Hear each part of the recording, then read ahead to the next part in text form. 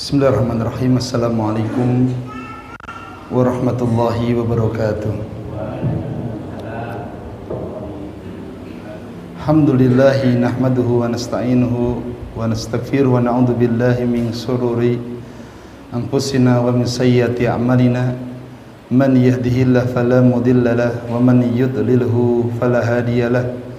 Asyhadu an la ilaha illallah wahdahu la syarika lahu wa asyhadu anna Muhammadan abduhu wa rasuluh sallallahu alaihi wa ala alihi wa sahbihi wa man tabi'ahum bi ihsanin ila yaumiddin wa ba'd.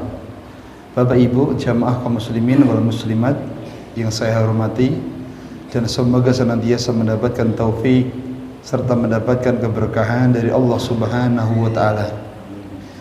Kembali kita bersyukur, kembali kita memuji kepada Allah Subhanahu wa taala atas segala karunia yang Allah berikan kepada kita sebelum kita meminta kepadanya.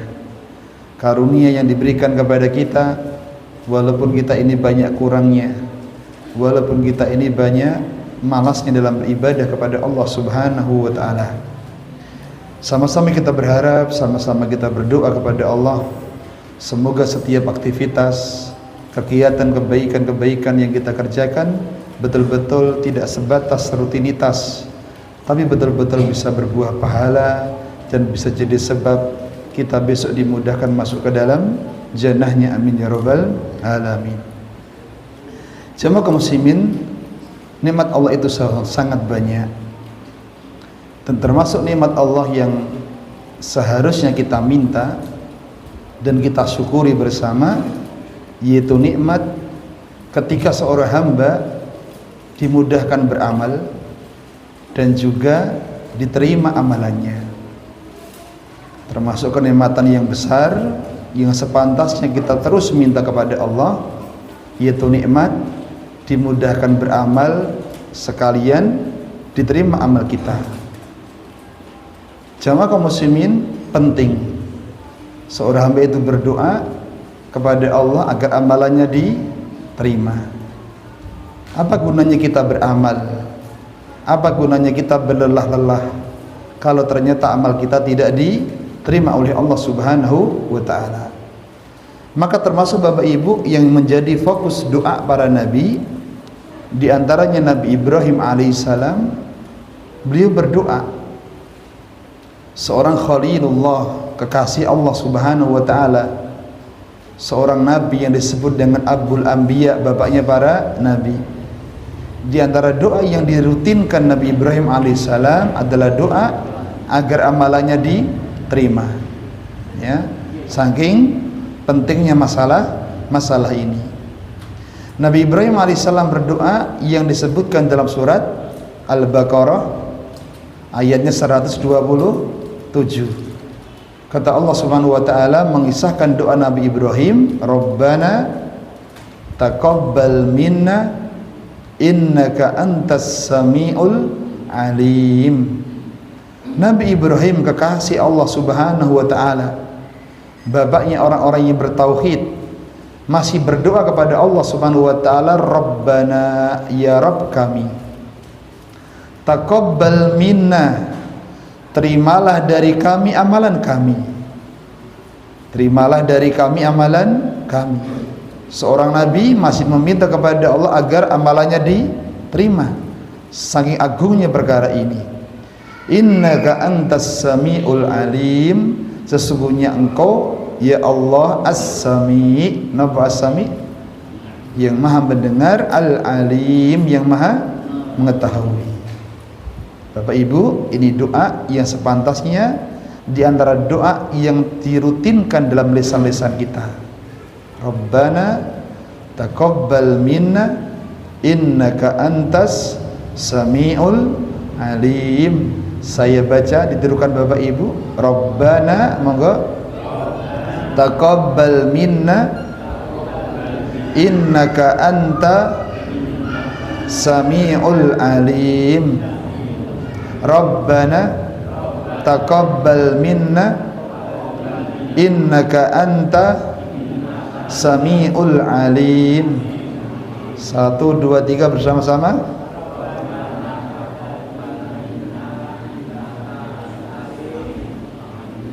Taib, ini doa yang sepantasnya membasahi bibir-bibir kita setiap hari, terutama di waktu-waktu yang mustajabah.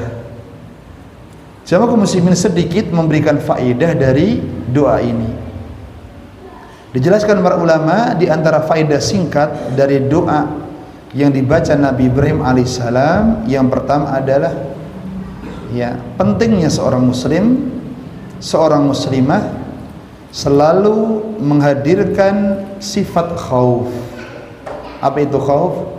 Sifat takut. Dan juga sifat roja, sifat berharap. Seorang muslim itu hendaknya selalu menghadirkan sifat khauf, yaitu takut, sifat roja, selalu berharap, baik dalam doa maupun dalam segala amalannya. Dalam satu hadis Bapak Ibu, siapa yang dia takut, siapa yang dia punya sifat harap kepada Allah Subhanahu wa taala, Allah akan berikan dari apa yang dia harapkan, Allah akan selamatkan dari yang apa dia takuti. Dalam satu riwayat disebutkan tentang keagungan sifat berharap sama takut. Siapa yang hati seorang hamba selalu beramal ada sifat takut dan berharap, maka Allah akan menyelamatkan dia dari apa yang dia takuti dan memberikan kepadanya dari apa yang dia harapkan. Dan jemaah kaum muslimin, sifat takut dan roja, kata para ulama, seperti apa? Sayap seekor burung. Maka hendaknya kita berjalan kepada Allah Subhanahu wa taala di antara khauf dan roja, selalu takut akan ancamannya dan juga mengharap pahalanya. Taib, ketika beramal berarti takut amal kita enggak terima, dan juga ada rasa berharap agar amal kita diterima. Ini pelajaran yang pertama dari doa Nabi Ibrahim. Pelajaran yang kedua, diterimanya amal itu menjadi hal yang sangat urgen. Urgen itu bahasa mudahnya sangat penting. Titik tekannya Bapak Ibu, diterimanya amal itu menjadi hal yang sangat penting dalam hamba ketika beramal.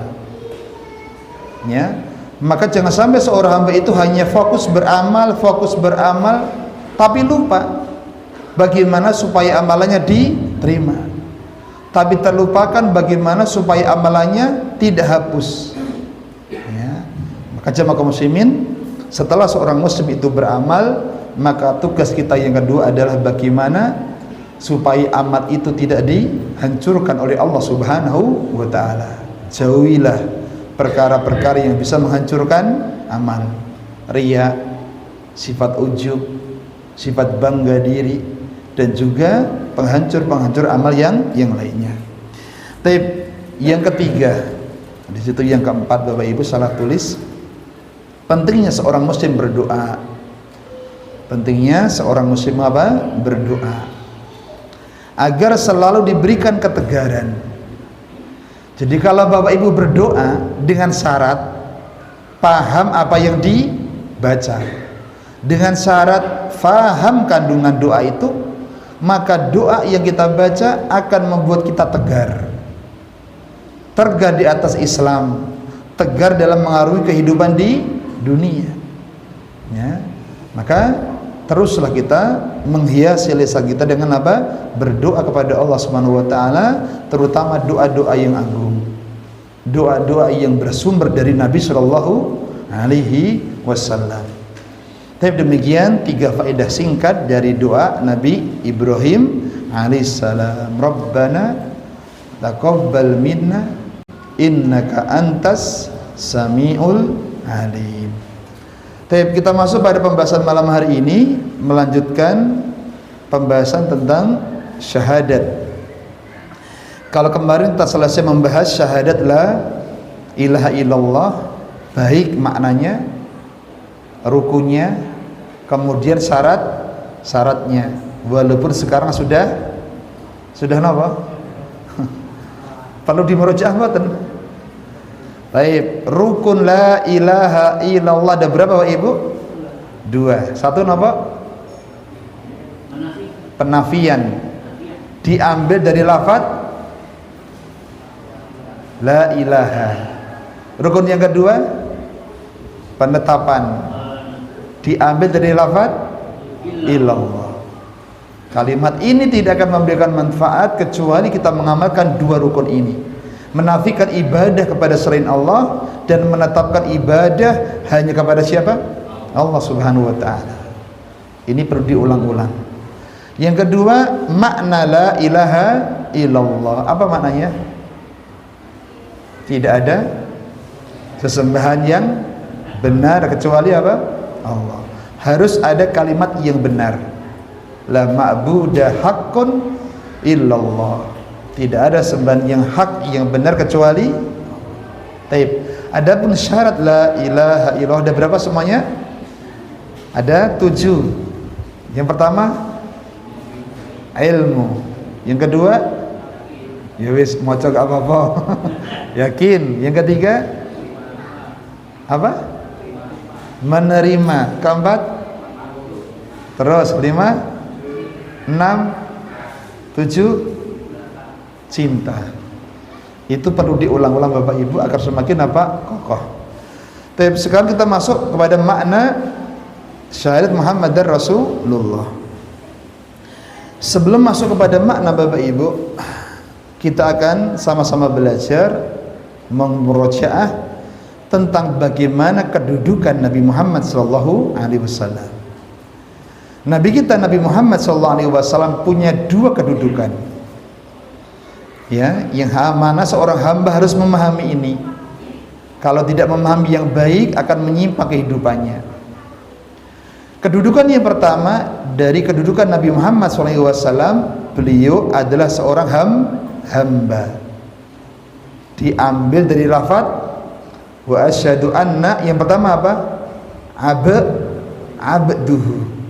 Kami bersaksi bahwa Nabi Muhammad itu abduhu, seorang apa? Hamba. Inilah kedudukan yang pertama. Yang kedua, gak sebatas hamba, tapi wa rasuluh, dan juga apa? Utusan Allah Subhanahu wa ta'ala. Taib, jamaah kaum muslimin, diulangi. Nabi punya berapa kedudukan? Dua. Satu, seorang hamba, diambil dari lafaz syahadat abduhu. Kemudian sebagai utusan Allah diambil dari lafaz wa rasuluh. Bapak Ibu, sejauh mana pentingnya memahami kedua kedudukan ini? Yang pertama, Nabi seorang hamba. Menunjukkan, kata para ulama, Nabi Muhammad itu walaupun dia mulia, dia hamba yang punya tugas beribadah, bukan diibadahi. Ini yang ditekankan. Nabi Muhammad itu seorang hamba yang mulia, betul, dijamin masuk surga, betul, tapi ingat, hanya seorang hamba yang punya tugas beribadah, bukan diibadahi. Ya, maka tidak pas kalau ada di antara kaum muslimin yang menyanjung-nyanjung Nabi, bahkan sampai apa? Kedudukan Tuhan, kedudukan Allah Subhanahu wa ta'ala. Seperti dalam apa? Solawat-solawat yang beredar. Ya Rabbi bil, kok ya hafal? Ya Rabbi bil Mustafa balik makam sidana. Apalah pembuatan? Alah rasa ngapusi. Bapak Ibu, apa makna solawat ini? Ya Rabbi bil Mustafa, wahai Rabbnya Mustafa, balik makam sidana, sampaikan apa? Kedudukan kami kepada sidana Tuhan. Ya, taib. Jamaah kaum muslimin rahimani warahmatullah. Ini yang pertama, Nabi Muhammad itu seorang hamba yang punya tugas diibadahi, bukan yang punya tugas beribadah, bukan apa? Diibadahi. Taib. Yang kedua, sebagai orang utusan, seorang rasul. Betul beliau hamba biasa, tapi jangan diremehkan, karena beliau juga seorang apa? Rasul. Ya, yang mana kalau beliau seorang rasul, tugas kita apa? Mentaatinya, ya, mentaati Rasulullah sallallahu alaihi wasallam. Taib, jamaah kaum muslimin, ini harus selalu diulang-ulang kedudukan Nabi Muhammad sallallahu alaihi wasallam.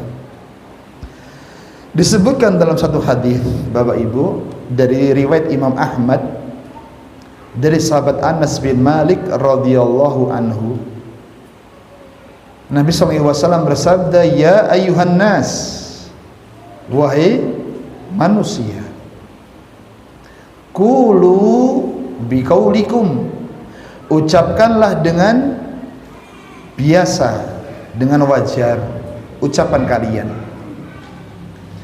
Wala yastahwiyannakumus syaitan, jangan kalian terbujuk oleh syaitan. Ya, Nabi berpesan kepada para sahabatnya ketika berucap kepada Nabi itu, ya, berucaplah dengan wajar. Nabi itu manusia biasa. Jangan sampai terbujuk oleh apa? Syaitan. Beliau menegaskan, anna Muhammad, saya itu Muhammad, Abdullah wa Rasul, saya itu hambanya Allah dan juga apa? Rasul. Nabi mengingatkan, saya hanya hambanya Allah, berarti apa? Jangan diibadahi sebagaimana kalian beribadah kepada Allah, yang akan menyebabkan kalian jatuh kepada kesyirikan. Tugasnya beribadah hanya satu kepada Allah Subhanahu wa taala, bukan kepada kita. Tapi jangan lupa, aku juga Rasul, utusannya, maka taati aku, ya. Kemudian jauhilah apa? Laranganku. Belum mengatakan ma uhibbu an tarfa'uni, aku tidak suka engkau mengangkat aku fauqa manzilati, aku tidak suka engkau mengangkat, menyanjungku melebihi kedudukan yang telah Allah berikan kepadaku. Ya, ini pesan daripada Rasulullah sallallahu alaihi wasallam. Tapi jamaah kaum muslimin yang kau hormati, ini sebagai pembahasan yang pertama. Jadi Nabi Muhammad punya apa? Kedudukan, sehingga menyebabkan kita tidak boleh bersikap berlebihan dan juga tidak boleh meremehkan. Kita masuk pada makna syahadat Muhammadar Rasulullah.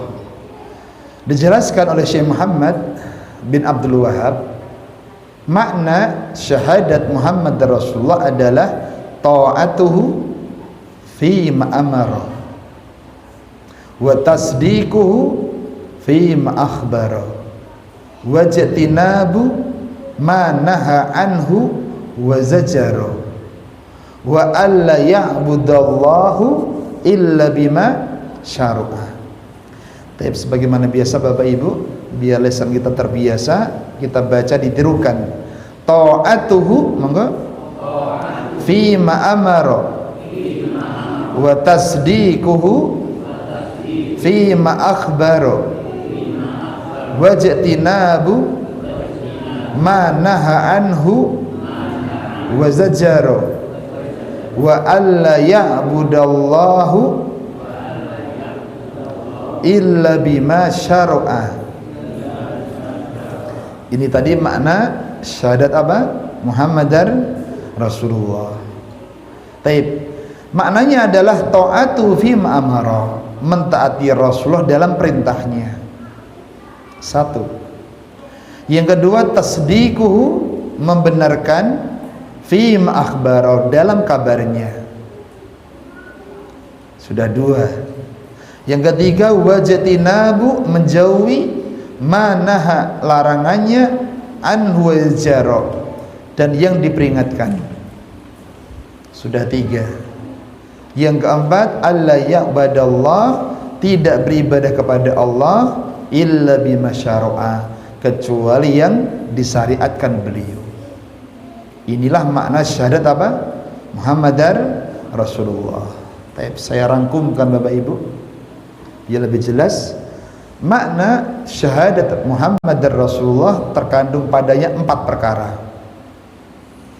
Siapa yang bersyahadat Muhammad dan Rasulullah kemudian tidak mengamalkan 4 perkara ini, maka syahadatnya tidak memberikan manfaat.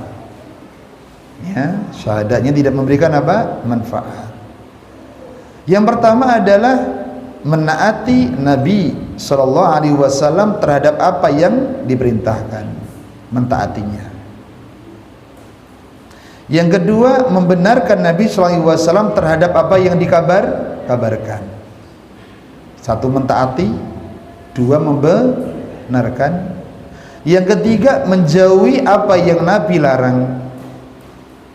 Ya, menjauhi apa yang Nabi larang. Yang terakhir, Allah Azza wa Jalla tidak disembah kecuali dengan apa yang Nabi syariatkan. Ada berapa semuanya? Ada 4. Nah, inilah kandungan makna syahadat Muhammadar Rasulullah. Baik, kita bahas satu persatu Bapak Ibu.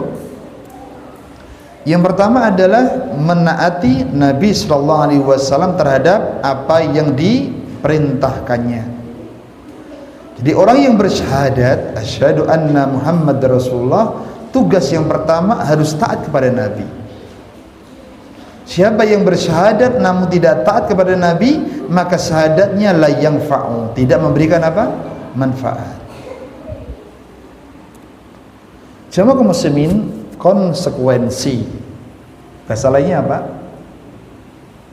Konsekuensi niku bahasa gampangnya apa? Ya, konsekuensi itu yang dikandung, keharusan. Ya, keharusan dari persaksian bahwa Nabi Muhammad utusan Allah adalah menaati perintah Rasulullah. Kenapa jamaah kaum muslimin kita harus mentaati perintah Rasulullah SAW? Jawabannya, karena semua yang diperintahkan Nabi Muhammad pasti benar. Benarnya berapa persen? 100%. Dan tidak akan salah. Jadi penyebab kenapa kita harus taat kepada perintah Rasulullah SAW, karena perintah Nabi itu pasti benar dan tidak akan salah. Kok bisa? Muncul pertanyaan, kenapa perintah Nabi pasti benar? Kenapa perintah Nabi pasti tidak salah? Apa jawabannya? Karena perintah Nabi sumbernya bukan wahyu, bukan apa? Hawa nafsu, tapi apa? Wahyu. Jelas Bapak Ibu? Jadi urut-urutannya, yang pertama, orang yang bersyahadat anna Muhammad Rasulullah itu harus mentaati perintah Rasul. Muncul pertanyaan, kenapa mentaati perintah Rasul? Karena yang diperintahkan Rasul pasti benar, tidak mungkin apa? Salah. Kenapa pasti benar tidak salah? Karena perintah beliau bersumber dari wahyu, bukan dari hawa nafsu. Tapi kalau Bapak Ibu, perintah manusia selain Nabi itu dari nafsu atau dari wahyu? Ya, kadang dari nafsu, kadang dari dalil. Ya. Allah Subhanahu wa taala sebutkan dalam Al-Qur'an surat An-Najm ayatnya keempat. Ayat yang menunjukkan Nabi itu berucap dengan wahyu, bukan dengan nafsu. Kata Allah Subhanahu wa taala, "Wa ma yantiqu 'anil hawa in huwa illa wahyu yuha." Baik, saya baca Bapak Ibu biar terdengar seringnya. Wa ma yantiqu, monggo, 'anil hawa in huwa illa wahyu yuha. Wa ma yantiqu 'anil hawa in huwa illa wahyu yuha. Bapak Ibu, para ulama demikian, mereka sering mentalkin seperti ini supaya apa? Lebih kokoh ilmu kita.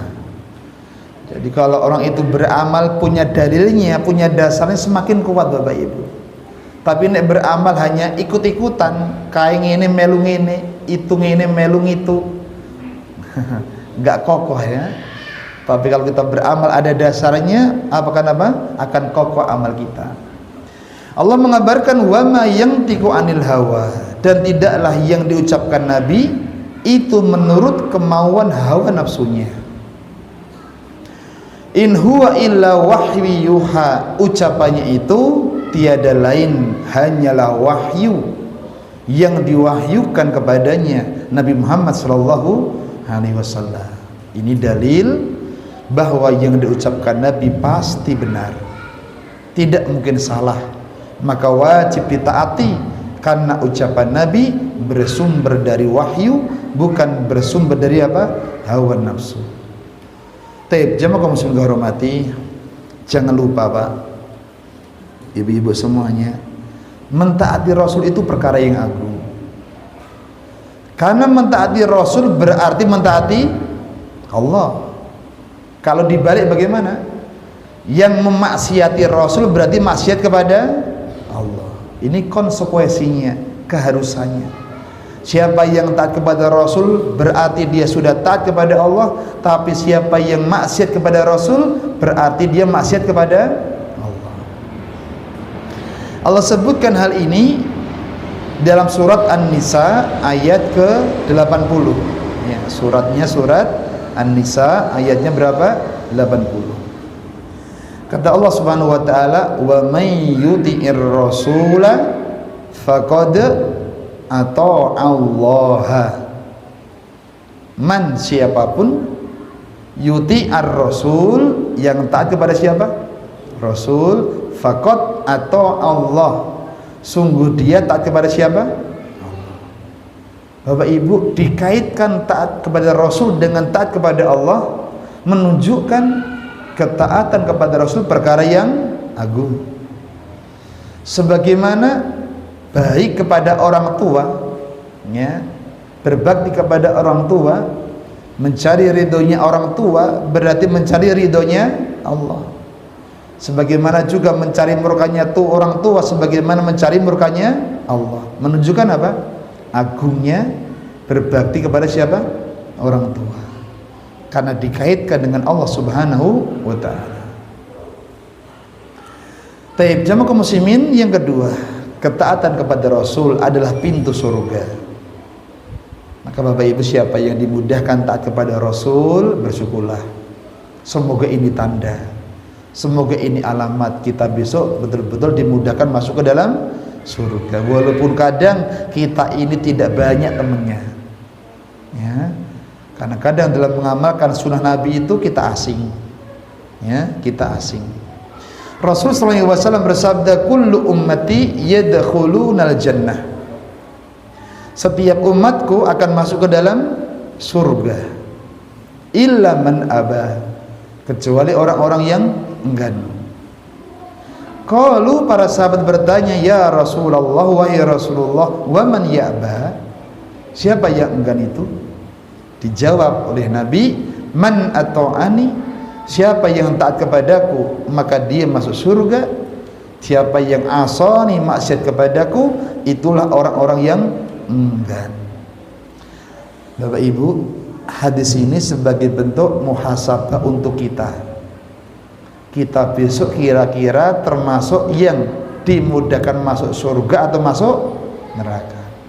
Lihat sejauh mana kita ringannya mentaati Rasulullah sallallahu alaihi wasallam.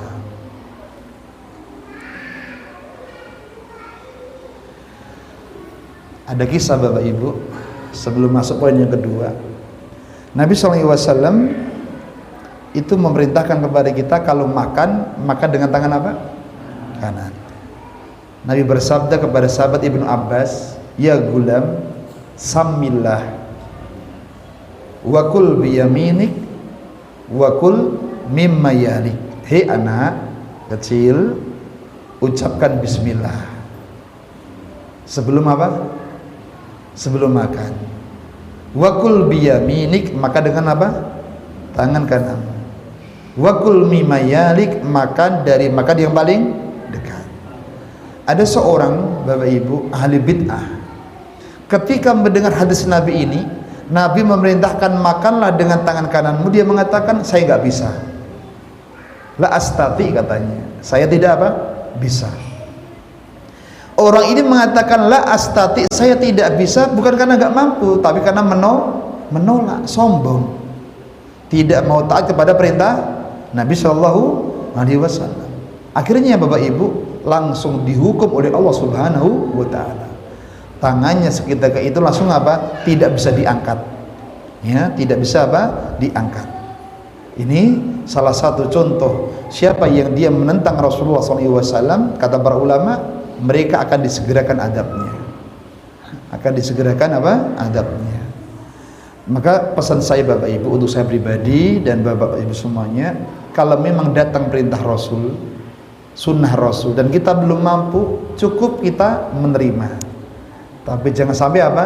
Menolak, ya, karena bahaya.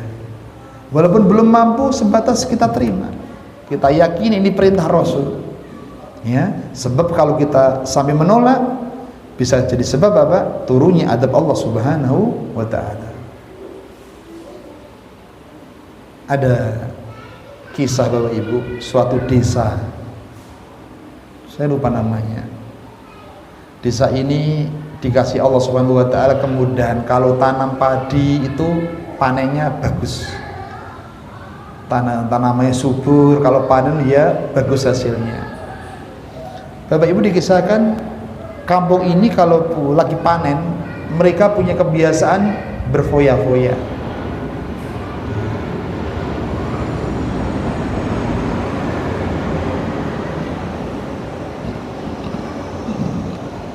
Dia punya kebiasaan apa? Berfoya-foya. Dan dikisahkan suatu ketika setelah panen, dan panennya bagus Bapak Ibu, satu kampung itu berfoya-foya, bahkan berlebihan, sampai mereka berbuat apa? Zina. Masya Allah, ya. Seketika itu Allah langsung turunkan adab kepada mereka, ya. Tiba-tiba berbunyi apa? Bleng gitu. Ternyata gunung yang di dekat mereka itu dipotong oleh Allah bagian atasnya, kemudian dia apa? Diblekne kepada kampung itu, sehingga kampung itu apa? Tenggelam ke bawah semuanya. Ini karena kemaksiatan, karena tidak mau taat kepada Rasulullah Sallallahu Alaihi Wasallam, ya. Maka jemaah kaum muslimin, seorang muslim hendaknya apa? Berhati-hati. Terlebih-lebih kita sudah mengucapkan syahadat asyhadu anna Muhammadar Rasulullah, harus punya sifat apa? Taat kepada Rasulullah Sallallahu Alaihi Wasallam. Tapi sekarang kandungan makna yang kedua adalah membenarkan Nabi Sallallahu Alaihi Wasallam terhadap apa yang dikabarkan, membenarkan kabar-kabarnya.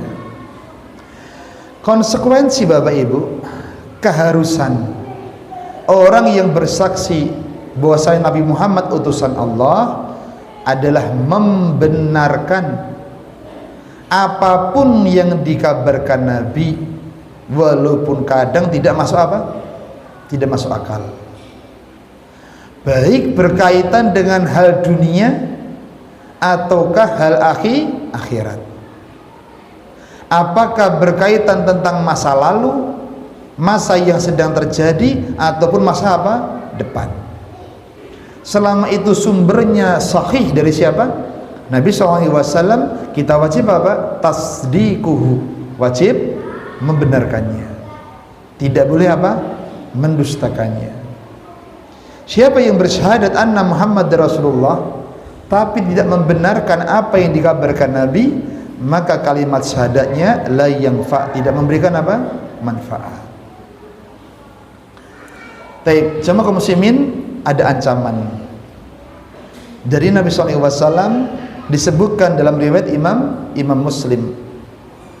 Kata Nabi SAW, walladzi nafsu Muhammadin biyadih, demi Rabb yang diri Muhammad ada di tangannya, la yasma'u bi, kata Nabi, tidaklah yasma, mendengar, bi ahadun min hadil ummah, tidaklah dari umat ini mendengar, Yahudiyun, baik itu umat Yahudi, Nasraniyun, apakah umat Nasrani, summa yamutu, kemudian mereka mati dalam keadaan lam yu'min, tidak apa? Tidak beriman, billadzi ursiltu bihi, dengan aku yang diutus dengannya. Mati wal iyadzubillah dalam kondisi tidak beriman dengan yang dibawa Rasul.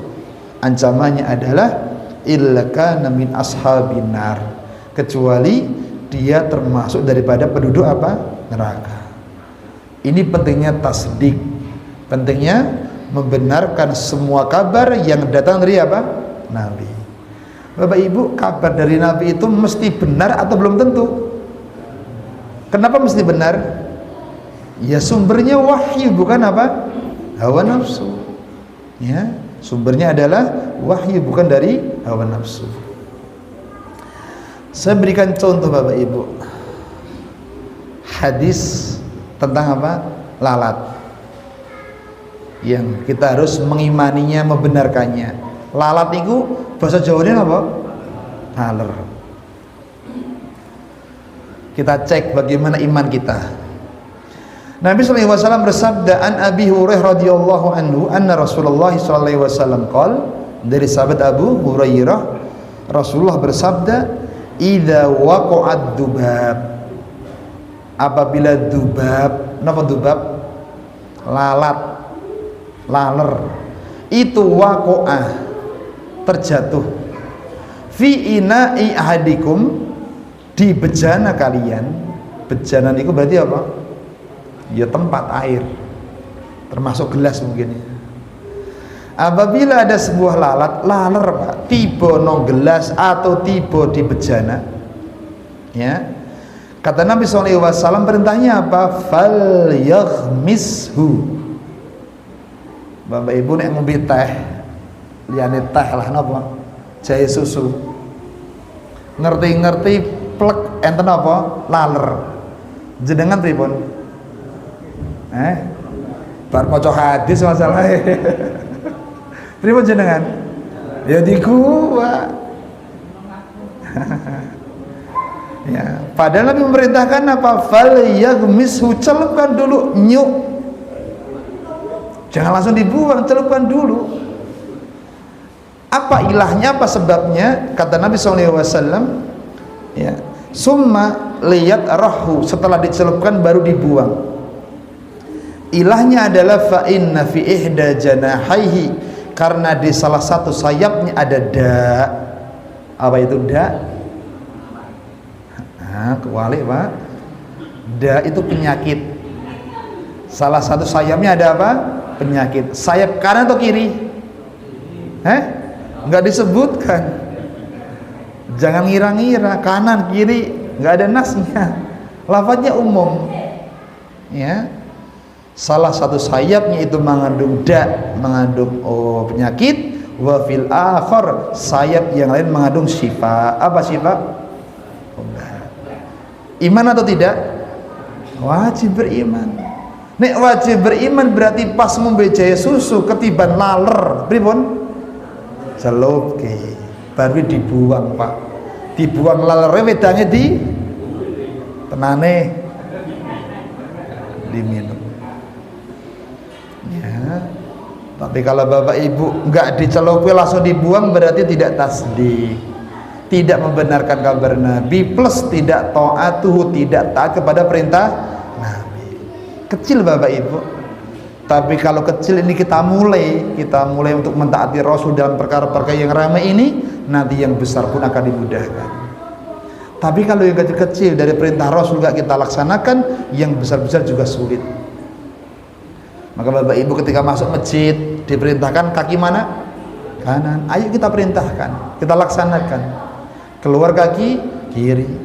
Masuk kamar kecil berdoa. Jangan sampai jadi muslim 50 tahun rambutnya wis putih kabeh, mlebu kamar kecil ora tau ndonga. Ya, kita taati yang kecil-kecil. Tapi ini contoh pertama hadis apa? Lalat. Perintah yang kedua, hadis tentang mencuci tangan sebelum apa? Setelah tidur. Bertangi turu, sunahnya apa? Tangannya langsung dicelupkan, jangan, tapi apa? Dicuci dulu. Rasulullah SAW bersabda, idastaiqadha ahadukum, jika salah seorang di antara kalian itu istaiqadha. Istaiqadha itu artinya bangun tidur, Pak. Tapi kalau aiqadha itu membangunkan, beda. Is sama ai.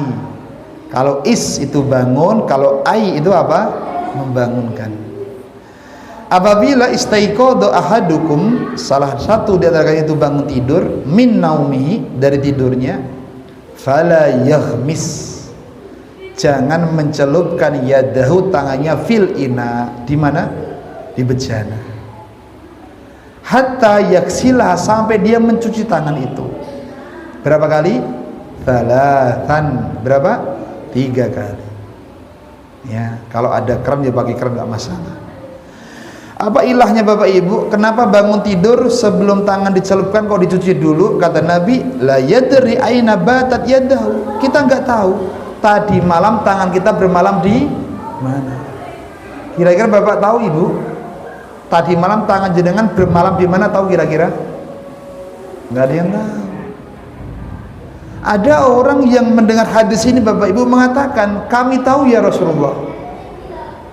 Dia menolak hadis Nabi, tidak membenarkan hadis Nabi, tapi malah mengatakan apa? Saya tahu tangan saya tadi malam bermalam di mana.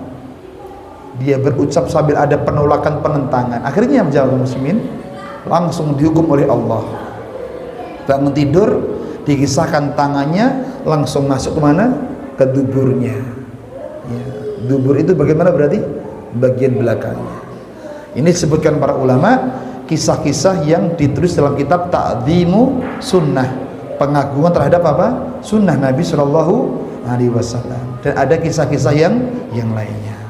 Tapi jamaah kaum muslimin, intinya siapa yang bersyahadat anna Muhammad Rasulullah, supaya syahadatnya bermanfaat di dunia sampai yaumul qiyamah, harus memenuhi rukun-rukunnya, syarat-syaratnya. Di antara yang pertama mentaati, yang kedua membenarkan. Adapun 3 dan 4 kita bahas pada waktu yang akan datang biidnillahi ta'ala. Tapi ada kurangnya mohon dimaafkan jamaah kaum muslimin. Subhanaka wa bihamdika asyhadu an la ilaha illa anta astaghfiruka wa atubu ilaik. Assalamualaikum warahmatullahi wabarakatuh.